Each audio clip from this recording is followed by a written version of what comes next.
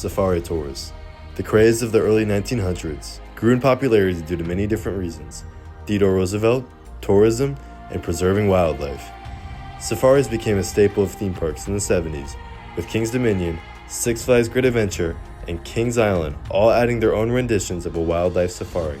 However, in 1976, a fun family-natured monorail adventure at Kings Island would take a tragic turn that many cannot fathom today.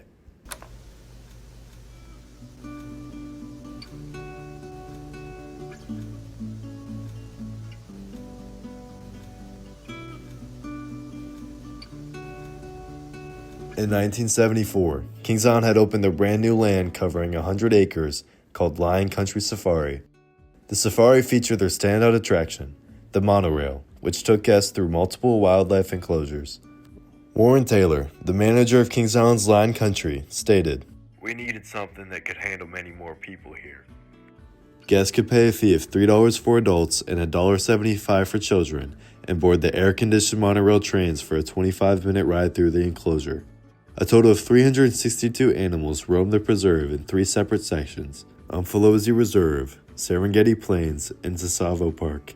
The total cost of construction was $7 million, which equates to about $35 million today.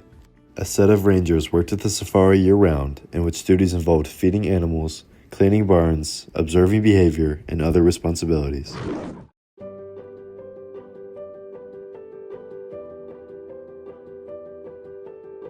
John McCann, a 20-year-old male out of Mara, Ohio, was a well-known Lion Country Safari ranger for the park.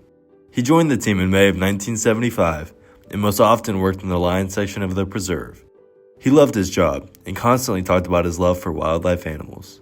He talked to other rangers about how he'd be leaving at the end of the year, in which him and his wife were planning to move away together. John had issues, however, of disobeying park standards, including an early June incident in 1976 where John McCann noticed an antelope who wandered in the tiger enclosure. He broke park rules by exiting his Jeep in front of the dangerous tigers to push the antelope through a safety gate back into its enclosure. Nick Rendell, head of Kings Island's Lion Country Safari, distributed a message to all rangers due to the fact that some very basic safety procedures have been neglected in the cat areas. The memo outlined 3 rules to be obeyed by rangers at all times. One of these rules reads, "No one is to be outside their Jeep alone when in the sections with the cats out." On the 4th of July, 1976, McCann was injured by one of the lions. McCann had been driving in the lion preserve when a lion jumped onto his Jeep's door. The claw slipped through the Jeep's protective bars, cutting McCann on the neck. 7 stitches were needed to close the wounds.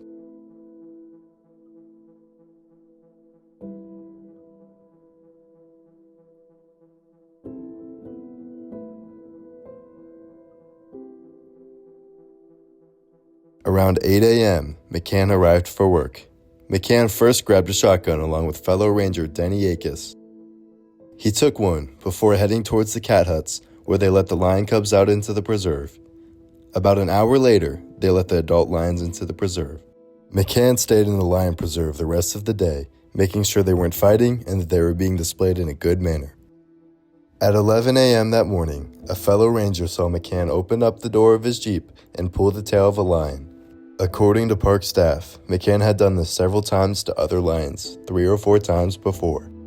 Also that morning, a rider in the monorail reportedly saw a ranger resembling McCann open up the door, reach out of his Jeep, and pat a lion on the head. 12:45 p.m. that day, McCann drove up to a fellow ranger and told her that he was going to go check on some cats and that he would be back in a little bit. It would be the last time McCann was ever seen alive. At 1:05 p.m., Denny Akis, the ranger working the tiger section of the safari that day, received a pitcher of ice water that he was to take to McCann. Akis radioed to McCann to notify him about the pitcher. McCann did not answer. Akis waited a few more minutes and then radioed McCann again with the same message. Again, there was no response. Pat Callahan, the senior ranger, then got on the radio and told Akis to go check on McCann and see what the problem was. Akis drove into the lion preserve to the huts where the animals were stored overnight. Akis did not see McCann from this viewpoint, so he decided to check behind Blazer Berm, which was located in the back of the section and the only area not visible to the huts.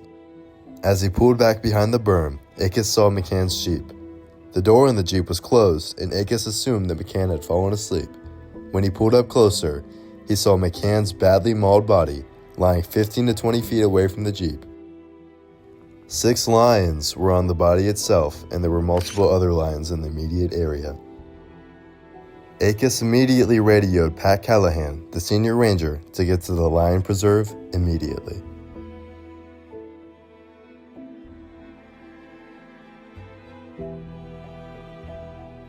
Pat Callahan arrived on the scene soon afterward. Callahan knew as soon as he saw the body that McCann was dead. He radioed for every ranger to come to the scene.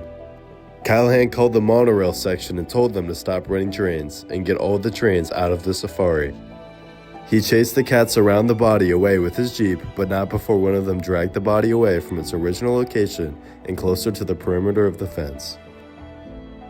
1:25 p.m., Dick Fussner, Kings Island's chief of security, arrived at the scene. Fussner observed the body and noticed that McCann's radio was still in the Jeep and was on. However, due to the many lions, Fussner was unable to get any closer to the scene. He returned to his office and contacted the Warren County Coroner and Mason Life Squad to come and remove the body. Life Squad came and removed the body, but Fussner was unable to thoroughly examine the scene. The monorail was then set to remain closed for the rest of the day. 6 p.m., Lion Country Safari told Fussner that all lions had been rounded up and that the scene could be examined. Fussner looked over the scene along with several other rangers. In McCann's Jeep, they found both McCann's loaded shotgun and his radio. In addition, they observed McCann's shirt lying crumped on the driver's seat with a brown substance on the sleeve which looked and smelled like feces. Several spots of blood were also observed on the Jeep seat, floor, and driver's side door. These details would later become the focus of the intense media coverage that would surround the incident. McCann's pants were lying between where the body was found and the Jeep. After observing the scene, Fussner interviewed Pat Callahan and Denny Akis, along with Candace Walker, who was working in the guard tower at the time of the incident, and was also the last person to ever talk to McCann. John McCann's autopsy revealed that he had died to asphyxiation due to animal bites. Among many other injuries inflicted from the lions, he had suffered a fractured windpipe, which was apparently his ultimate cause of death.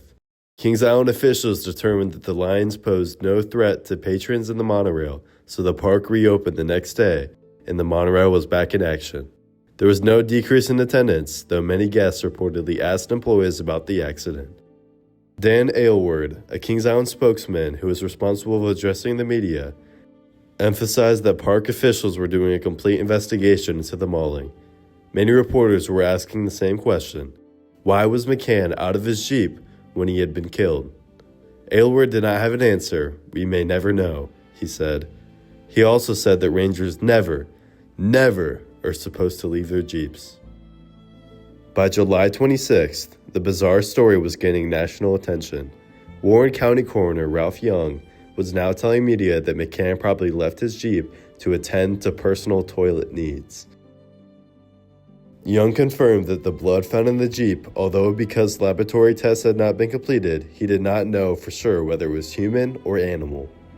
Roy Wallace and his chief deputy, Lynn Ertl, along with Deputy Metcalf, who is the initial officer on the scene, to Kings Island to begin the investigation. At Kings Island, Dick Fussner also supplied them with transcripts and tapes of his interviews with the Rangers and the first aid report from the clawing incident July 4th. Nick Randall came in after they were done talking with Fussner, and they made arrangements to interview Rangers Candace Walker, Denny Akis, and Pat Callahan on Wednesday, July 28th, as they all would be working. Fussner showed Ertl and Metcalf the shirt and the pants left behind before they were taken to the morgue. They were also shown McCann's Jeep, which had been driven away from the death scene and parked in another area. McCann's funeral was held July 27, 1976, in Morrow. On Wednesday, July 28th, Lynn Ertl, the investigator on the case for the Sheriff's Office, returned to Kings Island for further investigation with Sergeant Robert Dimmitt. Ertl interviewed Rangers Candy Walker, Denny Akis, Pat Callahan, and Terry Gresner on the mauling of McCann. Candy Walker discussed her last meeting with McCann and Akis and Callahan talked about the discovery of the body. The Rangers also told Ertl and Dimmitt that McCann was not romantically involved with any of the Rangers and was well liked by everyone, and that he was acting normal on the day of his demise. All the Rangers interviewed speculated that McCann had probably left the Jeep to release fecal matter. On Friday, July 30th, Ertl arrived at Kings Island before the park opened at 7:30 a.m. with a photographer, Clark Nodal, to look over the scene. They did find McCann's broken glasses located near the body was found, but other than that, there was no new evidence uncovered. Photos were taken of the lions who were in the huts at the time for size reference. Ertl also obtained a maintenance report on McCann's Jeep, which was reported to be in good working condition. On August 3rd, Dick Fussner and Lynn Ertl went to the Hamilton County Morgue to obtain the lab report, as all tests relating to the incident had been completed.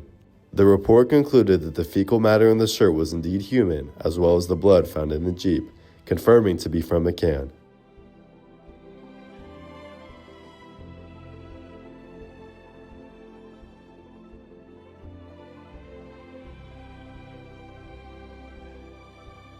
John McCann went behind Blazer Berm and left the Jeep to release feces without taking his gun, violating park policy. Him exiting the Jeep apparently aroused the interest of one or more lions, which had been unseen by McCann in the bushes.